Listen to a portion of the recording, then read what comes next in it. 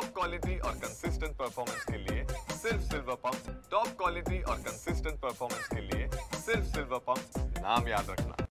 पहलगाम इथं दहशतवादी हल्ला झालेला आहे। काश्मीर इथं फिरण्यासाठी देशभरातून अनेक ठिकाणची लोक जात असतात। छत्रपती संभाजीनगर शहरातीलही अनेक लोक काश्मीरकडे फिरण्यासाठी गेलेले आहेत। मात्र छत्रपती संभाजीनगर जिल्ह्यातल्या पर्यटकांची कशी परिस्थिती आहे, नेमकी किती पर्यटक आहेत या संदर्भातली सगळी माहिती छत्रपती संभाजीनगरचे जिल्हाधिकारी दिलीप स्वामी देत आहेत। सर, काय सांगाल, आपल्या जिल्ह्याची कशी परिस्थिती आहे? किती लोक तिकडे गेले होते? सुरक्षित आहेत का? कशी परिस्थिती आहे?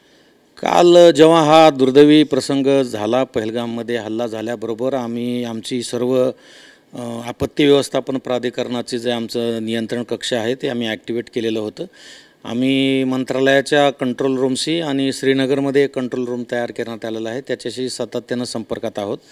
छत्रपती संभाजीनगर जिल्ह्यातील कुठल्या पर्यटकावर त्या ठिकाणी असा हल्ला वगैरे झालेला नाही आहे। जे आता गेलेले आहेत इतरत्र त्यांची सखोल माहिती आम्ही घेतो आहोत आणि आम्ही सर्व सोशल मीडियातून आणि आमच्या सर्व अधिकाऱ्यांना कल्पना दिलेली आहे की आपण जिल्ह्यातलं जे नियंत्रण कक्ष ॲक्टिवेट केलेलं आहे त्याच्याबद्दल कल्पना द्या आणि समस्त संभाजीनगर जिल्ह्यातील नागरिकांना पण आम्ही विनम्र आवाहन केलेलं आहे। जर आपल्याला काही माहिती हवी असेल, काही मदत हवी असेल तर आपण आमच्याशी संपर्क साधा।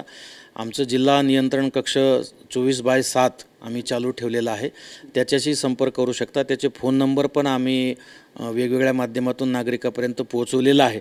आपल्या माध्यमातून सुद्धा मला हे नंबर निश्चितपणे देता येतील।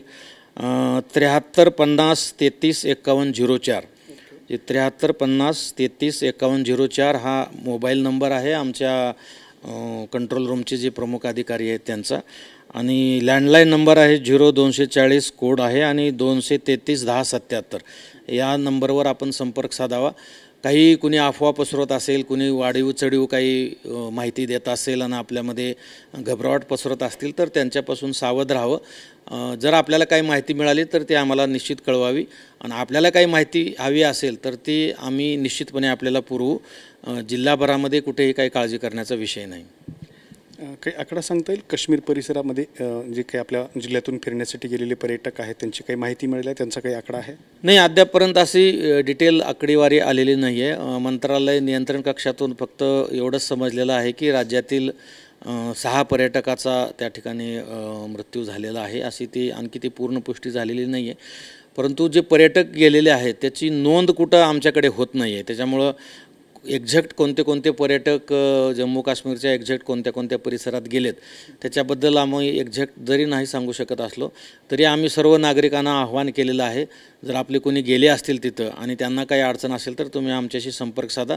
आम्ही तातडीनं तुम्हाला जी काही मदत पाहिजे ती आम्ही उपलब्ध करून देऊ। आम्ही 24/7 सदैव तयार आहोत।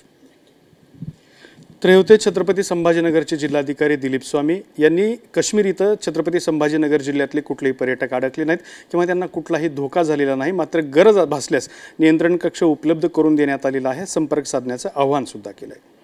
कॅमेरामन अमित अडेसोबत दत्ता कानवटे, TV9 मराठी, छत्रपती संभाजीनगर।